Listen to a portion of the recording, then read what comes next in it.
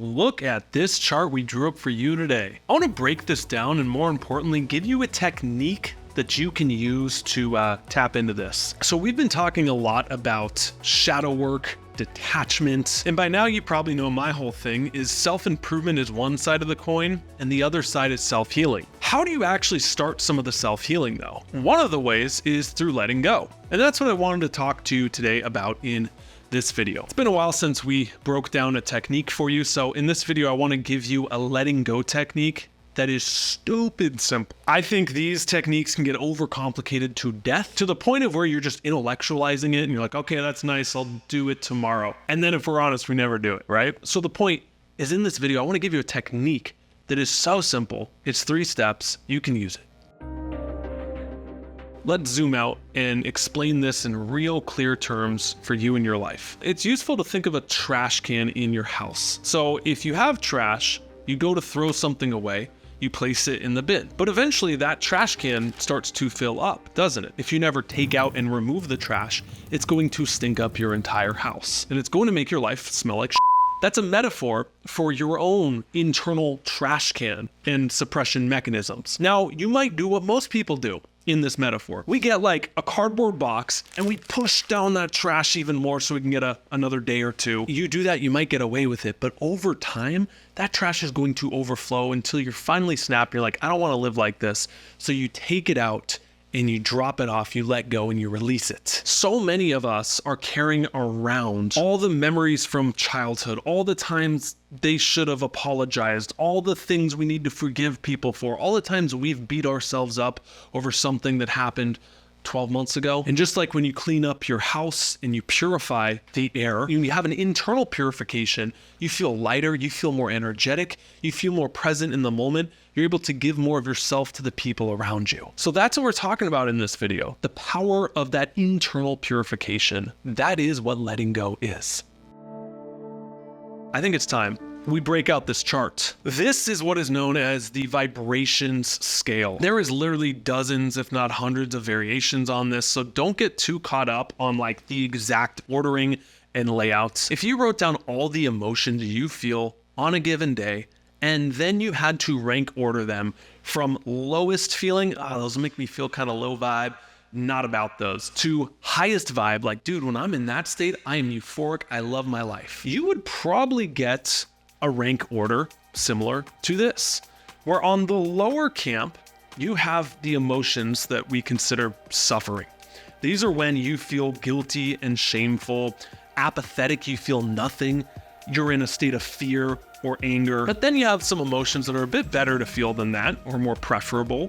Things like being neutral, willingness, acceptance, and reason, where things are fine the way they are. Finally, you get up to the emotions that most of us are striving to feel: joy, peace, and love. To summarize, these emotions we can call your life. If you're feeling these predominantly, you're in a state of suffering. If you're feeling these predominantly, you're where most people are. That's just getting by. Someone asks you how you are. Yeah, I'm good. No, things are good. It's pretty good. My job's pretty good. Yeah, my relationship's pretty good. And up top, if you're feeling these, man, you're in a flow state. And if you survey people at the end of their life, the ones that are happiest are when they're in a flow state, which is where you have enough challenge and you have enough excitement.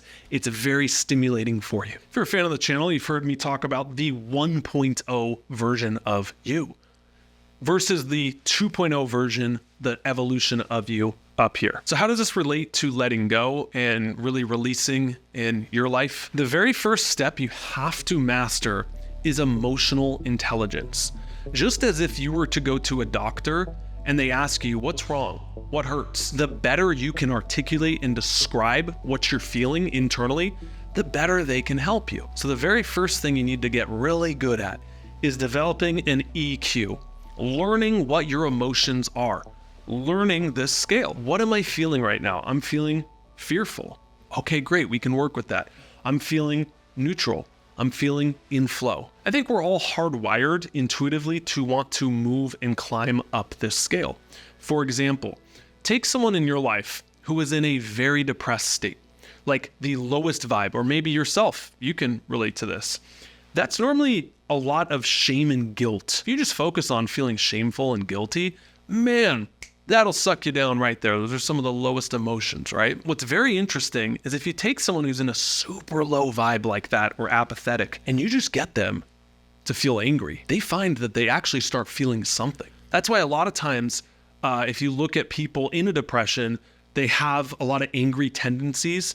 Well, like they go to the gym. I'm not saying if you go to the gym, you're depressed, right? But like, it's a cliche. You get broken up with, you're super depressed, and then you go into the gym and breakups make bodybuilders. And they get really angry listening to like hard style music on 700 milligrams of pre-workout.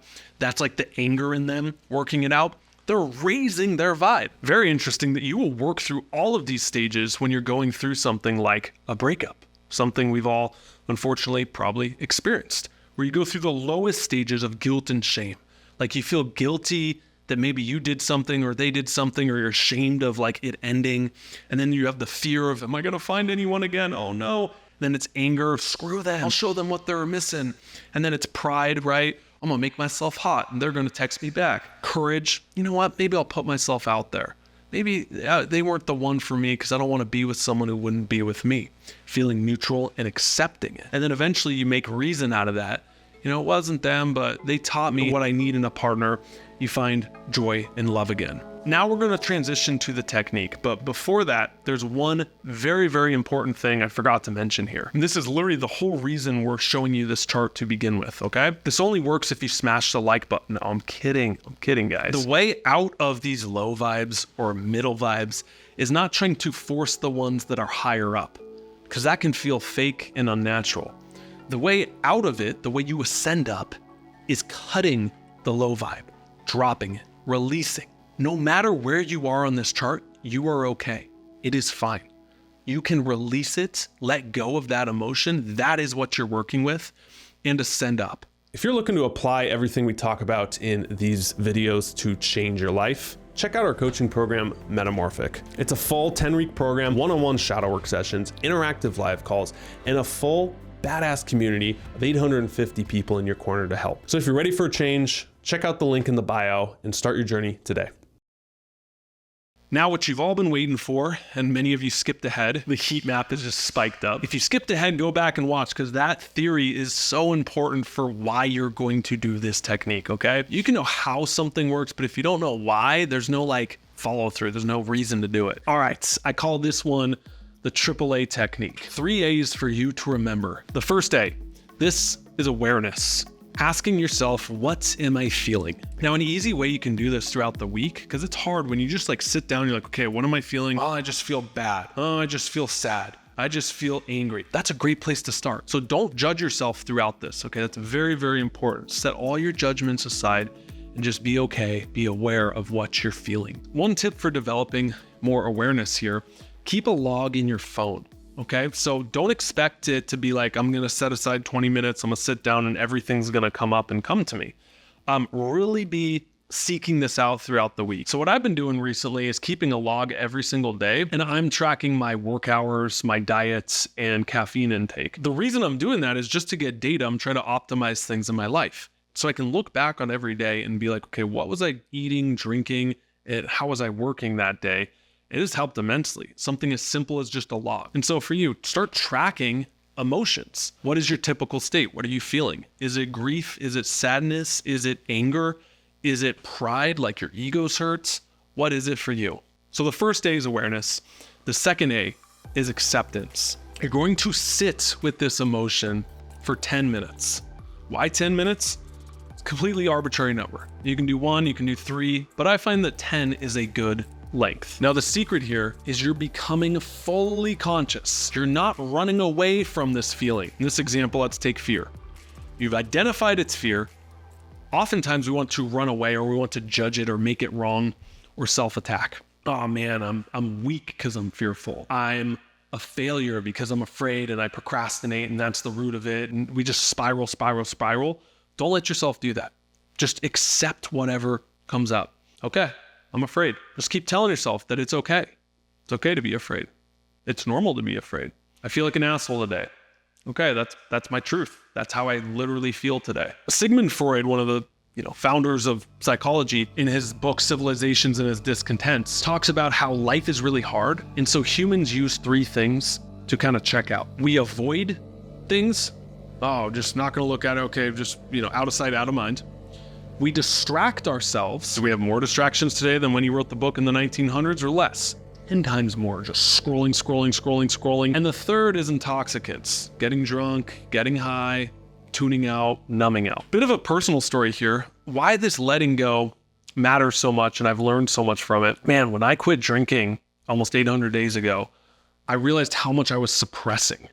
So I would have an uncomfortable thing come up or an emotion, and I would drink and suppress it down. I would sometimes get angry at my girlfriend, and I am not the easiest person to date. I can say really hurtful things like a lot of us can, and I would snap. And instead of owning it and having difficult conversations and talking through emotions and apologizing, I would just drink and numb out and hope that she forgot about it and it blows over in a day or two until it would happen again and again. A lot of things come up from your past. I had a lot of things I needed to let go of. Instead of addressing head on, do I want my life to look this way? Let me just zone out, forget about it. But the saying goes, what you resist persists. The more you try to avoid, distract, or intoxicate yourself, that doesn't make the thing go away. That just lets it linger longer, and you have to deal with it further down the road. Just like that trash, it doesn't make the trash go away. You have to look inward and take it out emotionally so it's not tainting your whole house. So you have awareness on what you want to work with, what the emotion is. You've accepted it. You're sitting there, you're not making it right or wrong. You're accepting that, yes, I feel this way. You're ready for the third step. The third A is allowing. Can you allow yourself to feel this fully? Allowing is very different than, can I allow myself to feel it and then judge myself and self-attack and make myself wrong? That's not what you want to do. That's not the compassionate way to handle yourself. You're trying to guilt and shame your way out of emotions. That doesn't make any sense. That's the whole thing you're trying to avoid. Now, why do you ask yourself, can I allow this? You're like, Clark, well, this emotion's uncomfortable. I don't want to be here. When you just give yourself the permission to feel something and allow it, where do you think on this chart it bumps you to? Being neutral and willing, right there in the middle. So the simple act of you catching yourself when you're afraid and being, can I allow myself to feel some fear? Bumps you up to willingness. Another tip here, you might find it useful to locate where this feeling is. Where do you feel the fear? Because feeling the fear in your head, like a cerebral fear, that's what I get when I have anxiety or I'm feeling afraid. I don't feel it in my guts or my chest like some people. That's much more of a fight or flight, like a visceral fear. For me, it comes all in my head and it manifests as brain fog. That's what I've learned through quitting drinking and through facing fear and resistance. And for everyone, this is different. So for you, when you feel angry or when you feel guilty or shameful, where in your body do you feel it? That's data. Put it in your log. The more you can just get these reps under your belts of going through this process, aware, accept, allow, the more data you can understand on your emotions, the more emotional intelligent you will be and the self-aware you will be as well. This whole technique really boiled down is when you observe an emotion long enough, it'll eventually disappear. Just like a soap bubble. You just observe it. The moment you stick your finger in it, it disappears. Emotions are like that soap bubble in this analogy. And if you just observe it long enough and you go inside of it, you find that there's nothing there. Oftentimes it's just a smoke screen, that you're not going to die. Your life isn't going to fall apart. This isn't going to break you. You're going to recover from this. It might not be easy. It might be uncomfortable, but the way out of it is often through it. If you'd like our help, we spent a whole week on this in Metamorphic. I'll link down below. You can learn more. You really want to create that 2.0 you and let go. We put you through our whole inner shadow shifting process. You get to work one-on-one with a coach who's trained in this very process. And people have said it's 2 years of therapy in 2 weeks. It's crazy. No pressure, but if you're interested, I'll link up down below where you can apply. Thanks so much for being here. See you in the next one. Stop settling, start living. See ya.